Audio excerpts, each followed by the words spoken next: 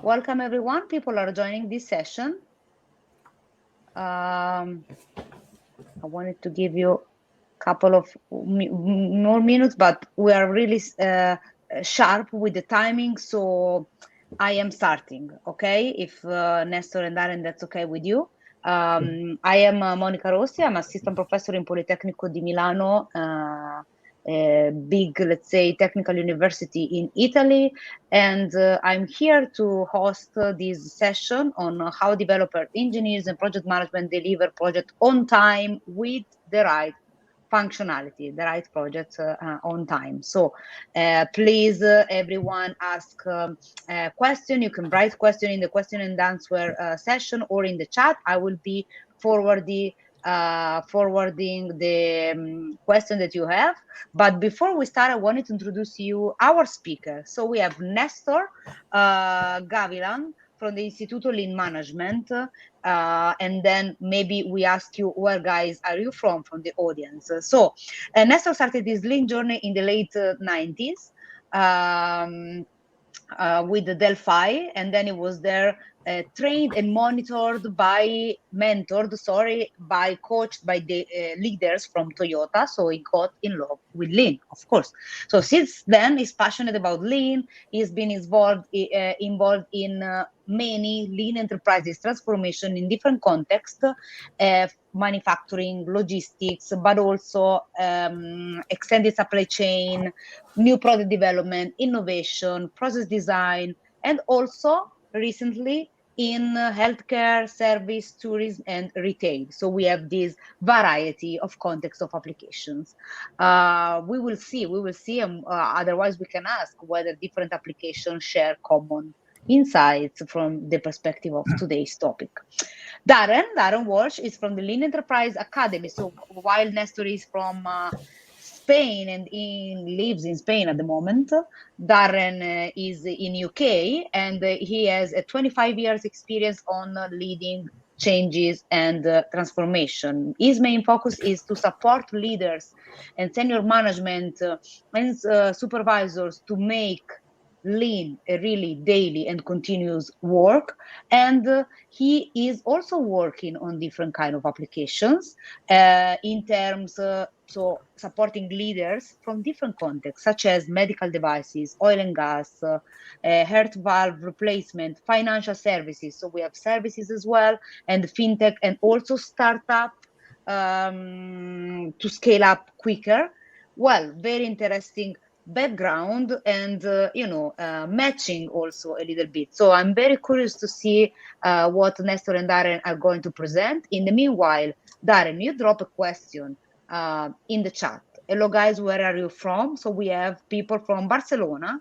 We have someone from Brookings, USA, Lithuania, Ukraine, DevOps leader, Catalonia, Spain, Catalonia, of course, Munich, Germany, North Carolina, again, you have USA, Colombia. Oh, that's so fun. Will the recording session be available? I believe so, but I will give you the right information later on.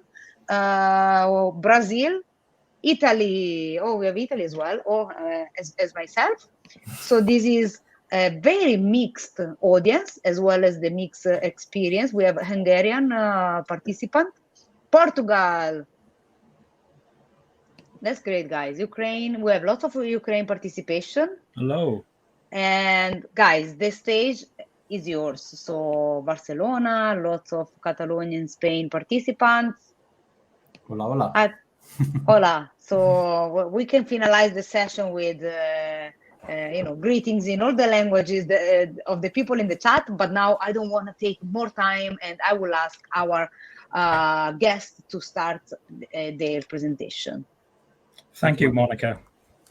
I'm I can only see my slide at the moment, so just tell me if you can't see anything or yeah, we can see properly. Any trouble, I will be interrupting you and let you know what eventually to. I mean, if you have questions, Great. As we said, please questions at the end of the session, but drop it in the chat. I will read it at the end. Yeah. So just a very short introduction to the LGN's LPPD team. We've got a number of members, Monica from Italy and Roberto. We've got Nestor, who's with me today from Spain. We've also got Ricardo from Brazil and Cevdet from Turkey and myself from the UK, in Wales and UK. And we come together really to help organizations develop better products quicker. And between us, from our experience in the different countries and also these different sectors, from aerospace and medical to financial services, and startups, we really get frustrated when we see organizations launch products that are not taken up by the customers, or they launched late. And we're on a mission, really, to start changing this. We want to help organizations develop better products quicker, with the right functionality and consistency, and increase the knowledge so that they don't keep developing new products every time.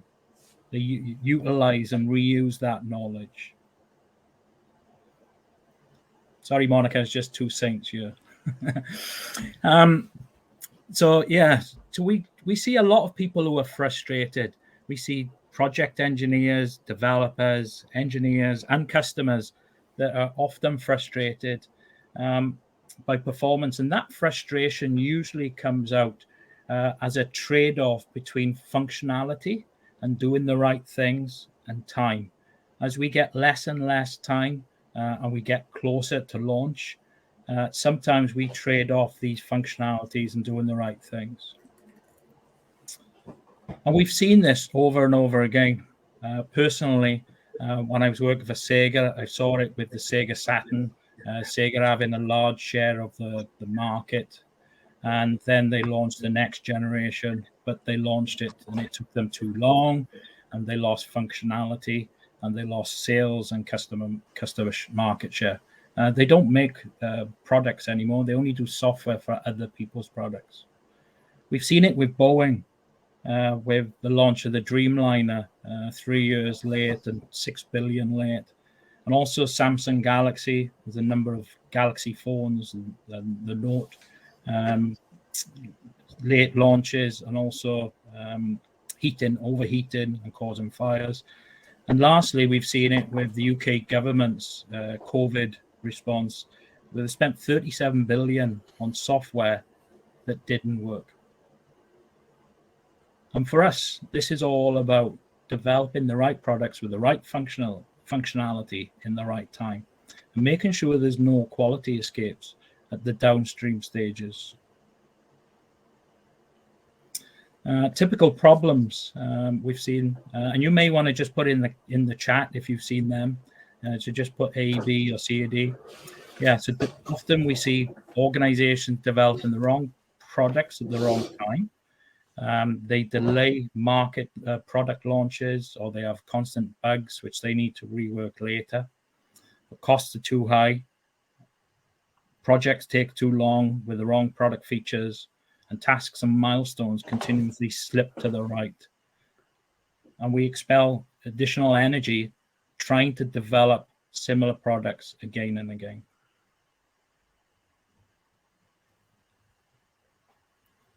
Have you seen any of these common problems?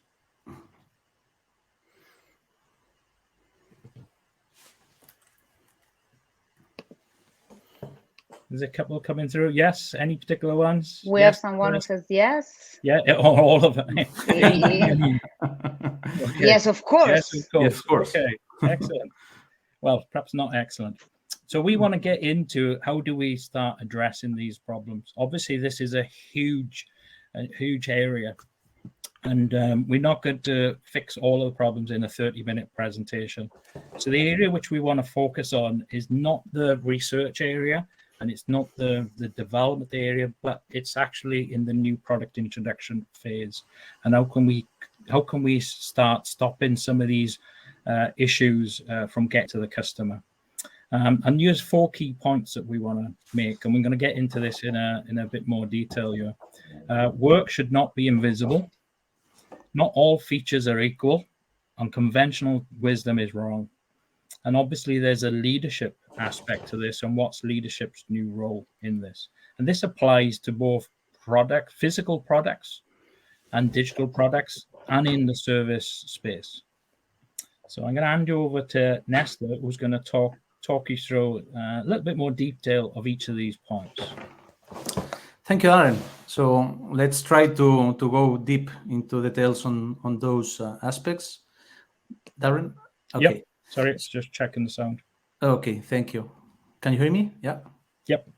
So first thing is, we strongly recommend when you are developing product services to use visual management. This is a common thing that we see, that the visual management is not being used in many of the development processes. So it is already demonstrated in many sectors, but especially on this, helps a lot to reduce reporting, to build teamwork, to really understand the status of problems and how to approach the different problems there. No?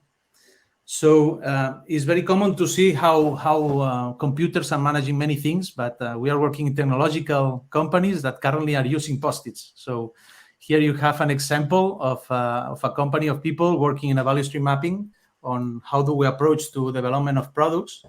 And you see many Post-its there, as I told you, in a technological thing, where you can easily see which is the status of things, which is the status of tasks, of deliverables, of the different stages of a project. And also you can see here, for example, a visual Pareto there. You have another example here of visual Oveja. This is a physical Oveja that we have built, where you integrate the whole thing. So from market, you see here that you pull until tasks. So from market, how do you pull to customers, understanding where are the customers' requirements, deliveries, and how do we deliver the tasks. In this specific Oveja, the team is currently working. So you can see the whole status of the things, and leaders can support the barriers that the teams are having. So this is a strong example. And another example in the next picture, this is a very usual thing that we used to do in product development, services development, that is to understand which is the status of tasks, milestones, and deliverables at a short term, but also which is the backlog of tasks.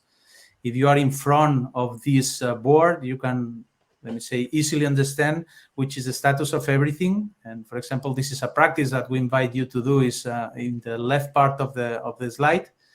You see a sticky thing, saying where are the top issues that we are chronically detecting in the execution of tasks.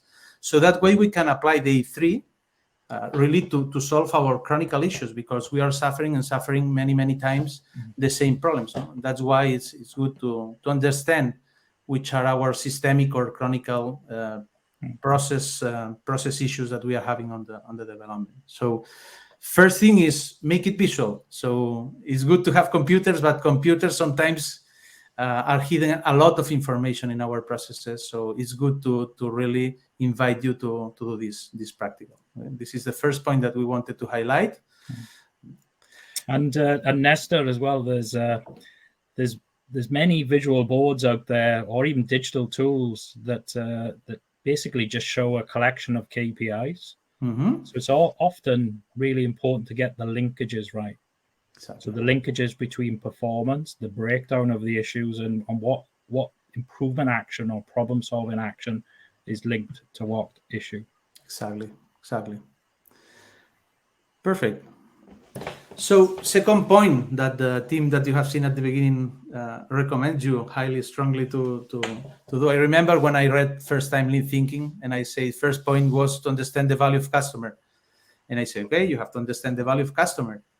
But with the pass of the year and applying, especially in project area with development of products and services, this is really important. So we have to ensure that we are at any point of the project understanding what is a must and what is a nice to have in the project.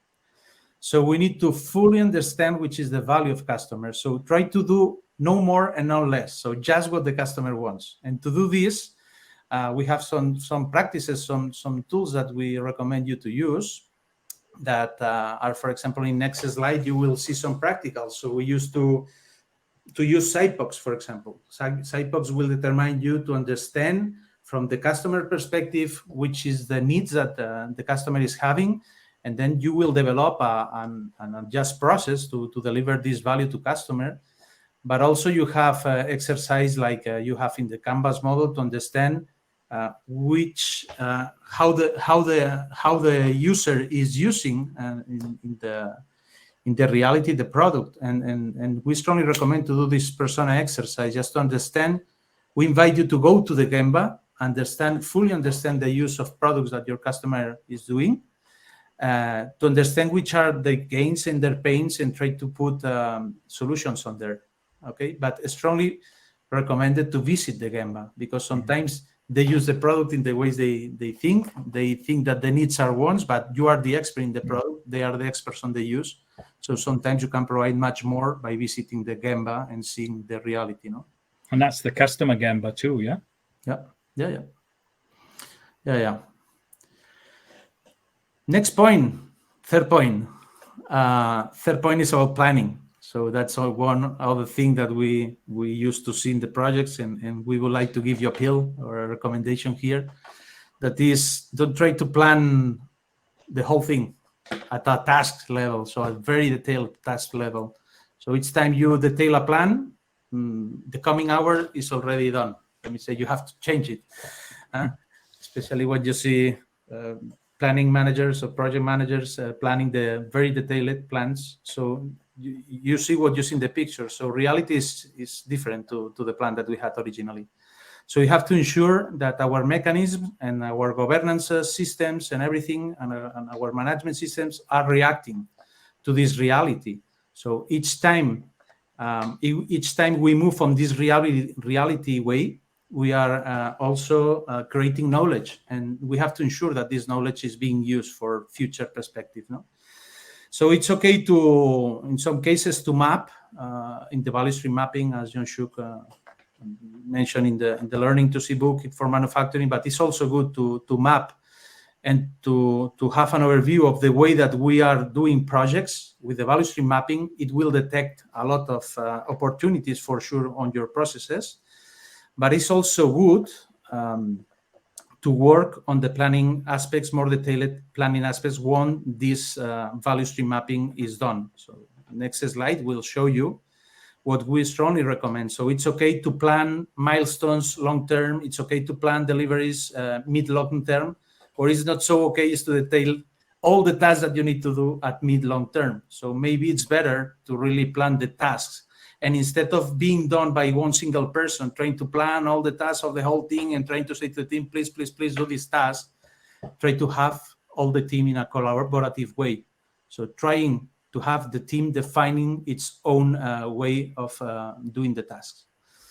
A way to make it that we also recommend you is to use a standard work. So most of us are coming from manufacturing areas, but the standard work, the way that an operator needs to work, or the people needs to work in the project, can highlight where are we investing in waste. So we need to ensure that, as the triangle says here, that people, equipment, and materials flow works perfectly.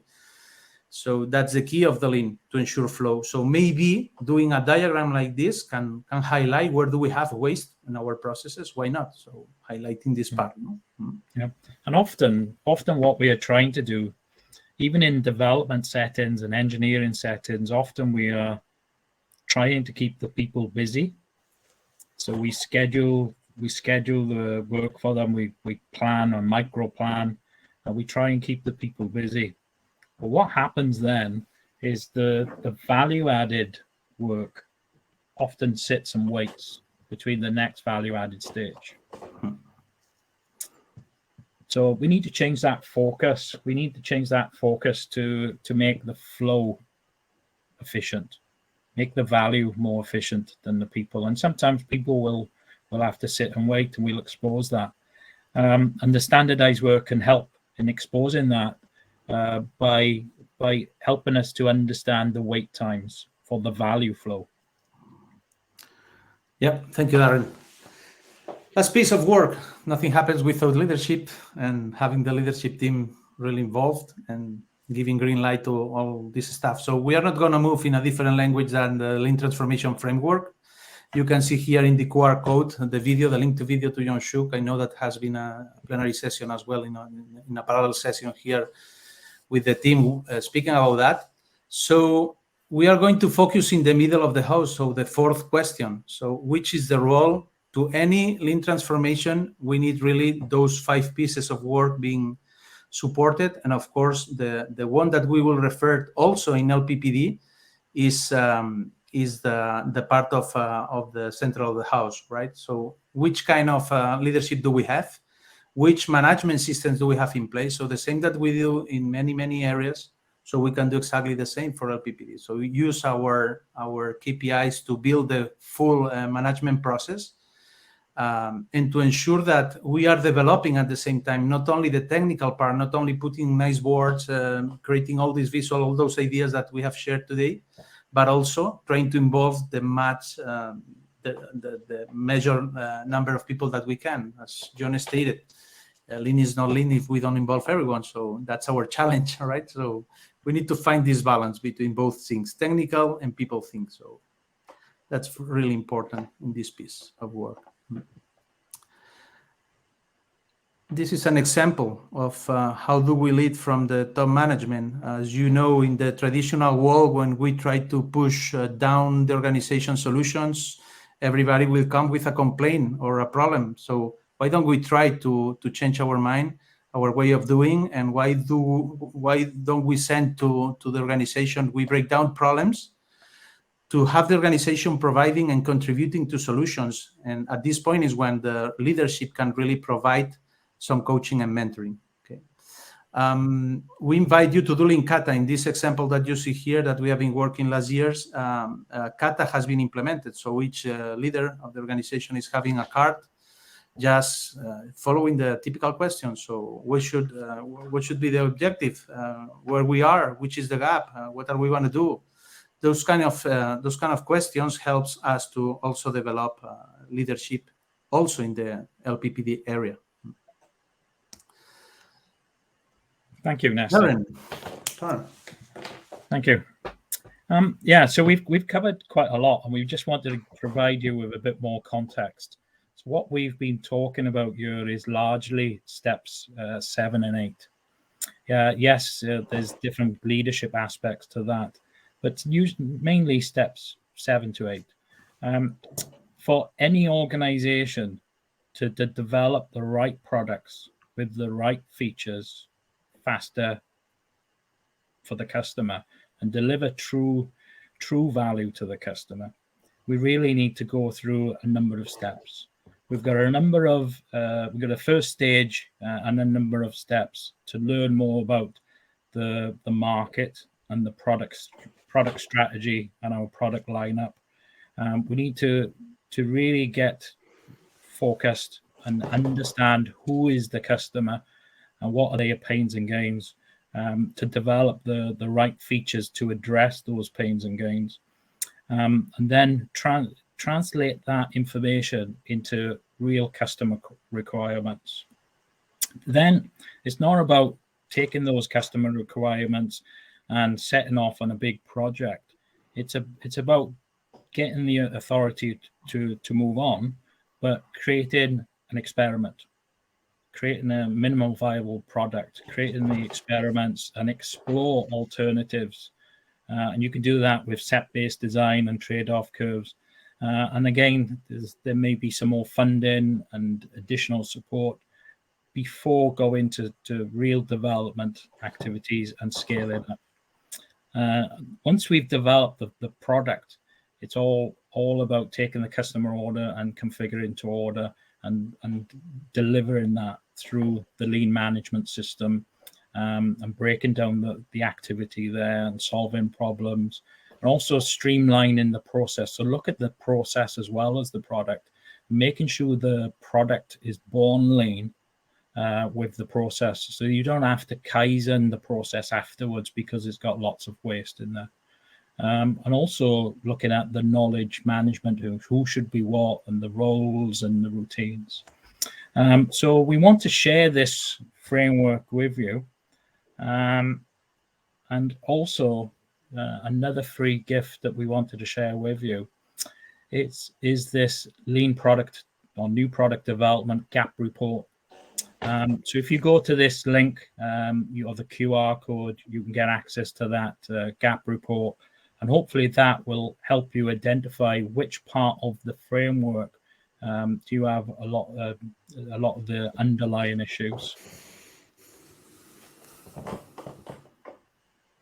So closing, make the work visible, focus on the right features first. I know it's easy to say, but we're all human. We often try and get into what we think is important rather than what is important for the customer, and focus on flow, not efficiency. Any questions? Yes, indeed. So we had questions, and I will read it for you, and I was pushing them to keep asking questions. So we have first a feedback from Unai, and he's saying, "Hi everybody, computers are the technological drawers." And then I was thinking, where it's easier to find things in the computer, in my drawer, what's more messy, what's more visual though. So I don't know, Nestor or Darren, if you want to comment on this Unai feedback that computers are technological drawers. Indeed, also we talk about, digitalizing waste. Yeah, computers are amazing, and they are brilliant, and they help us in our day-to-day lives.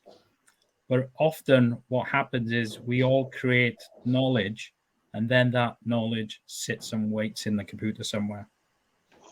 And either we are looking for it or somebody else doesn't actually realize that it's there. I think the old point of lean product and process development is, yes, we've got to use the right technology, but you can't beat collaboration. So making things visible for the whole team, and cutting down on the delays is just so important.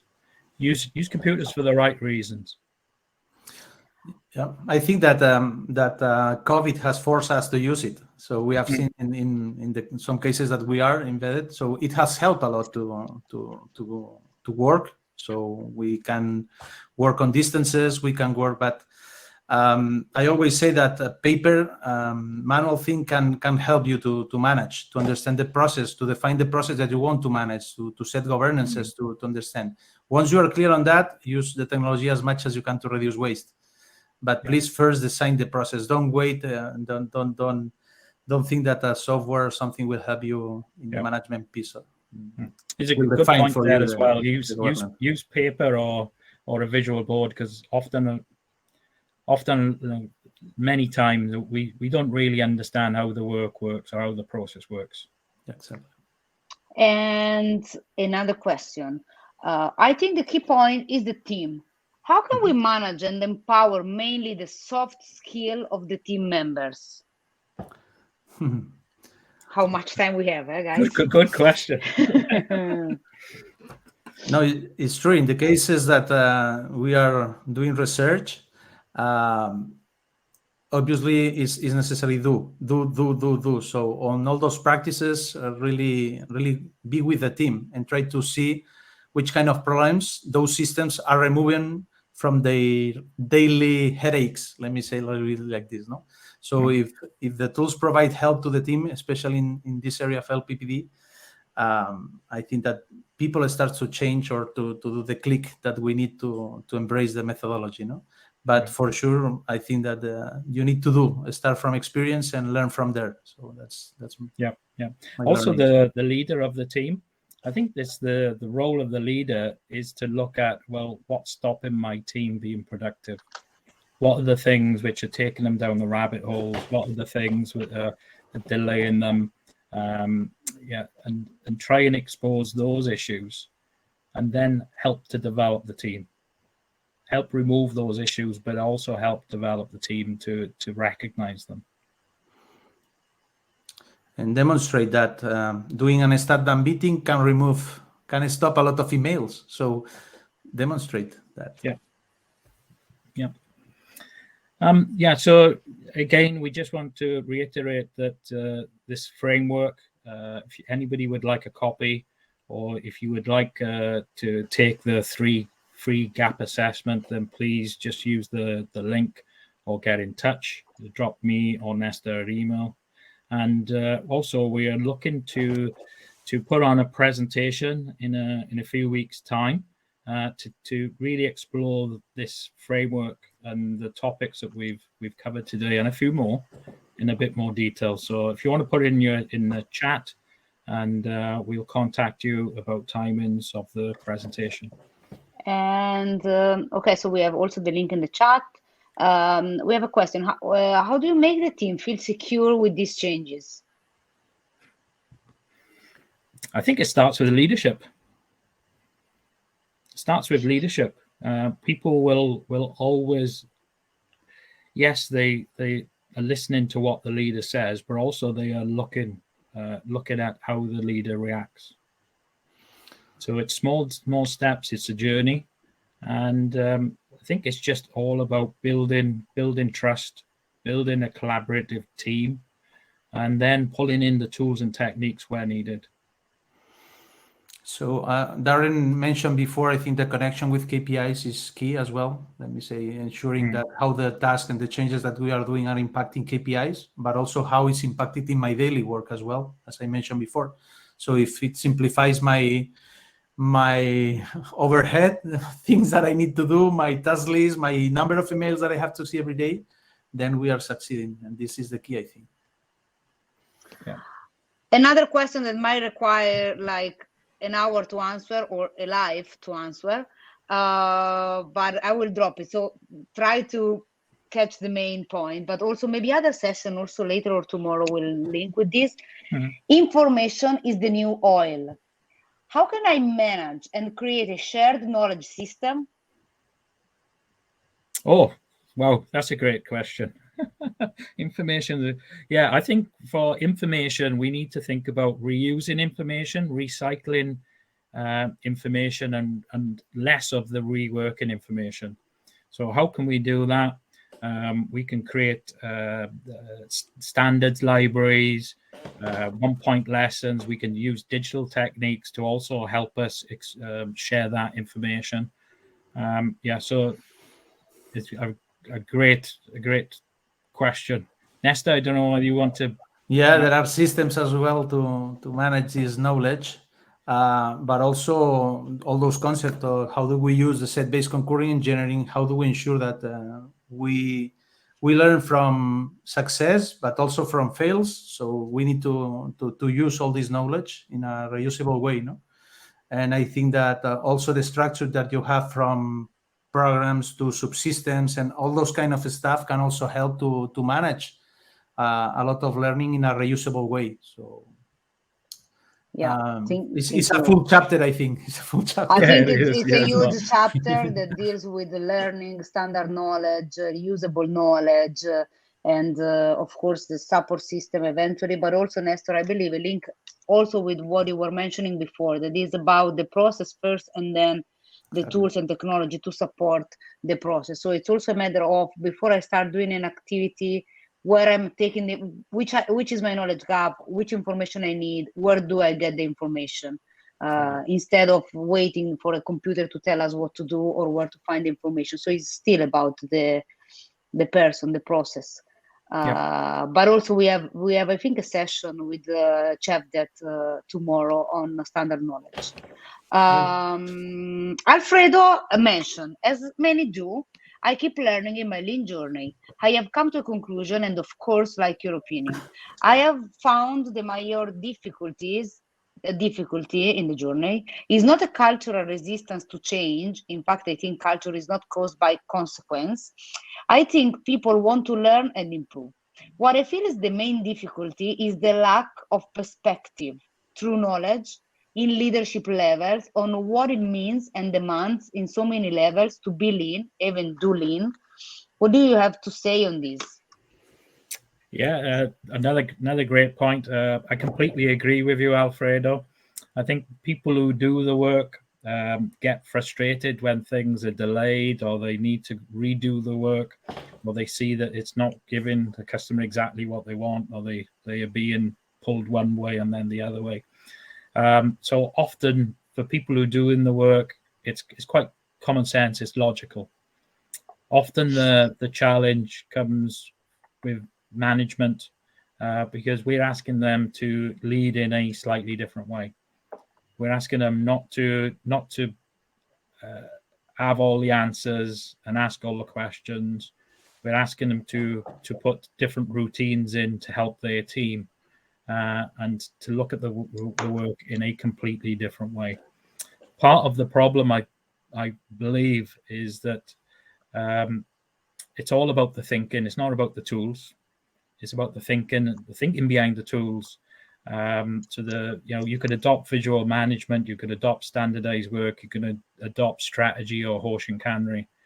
If you haven't got the right thinking, you will end up doing it in a traditional management mindset and just tasking. So we need to help managers and leaders learn about this thinking behind the tool. And secondly, we need to help them create new habits so that they can start practicing. And through that practice, will they then start embedding that knowledge. Thank you. We have a feedback, great presentation, and we have an exchange of email to keep in contact. Unai mentioning that he loves the way a picture. He will take inspiration for next future LPPD responsibilities. So we also have claps for you guys. Happy to see the result of Thank this you. survey. So yeah, I really more than happy. Yeah, we get to work together now and again, but actually it's important that we, even in these COVID times, we carry on working together. So it's been a pleasure working with Nestor on this.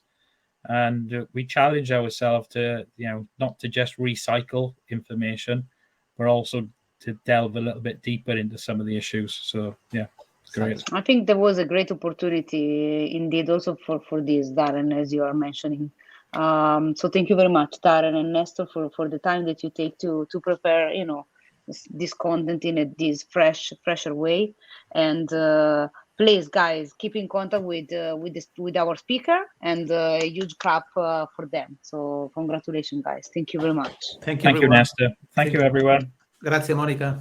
Yeah. Thank you. Enjoy the rest of the Goodbye. presentation. Ciao, ciao. By the Thank way, you, we have Darren. lots of participants today for you guys. We touch a peak of over 80 people. Okay. That's great. Excellent. Thank you, guys. Excellent. Have a good. We can also go into I don't know if we can go into a different room, or if anybody's got any more questions. Any more questions? No, that's it. Thanks. Perfect. Okay, guys. Okay. See you Thank soon. you. Thank you. Bye-bye. Thank you. Ciao, ciao.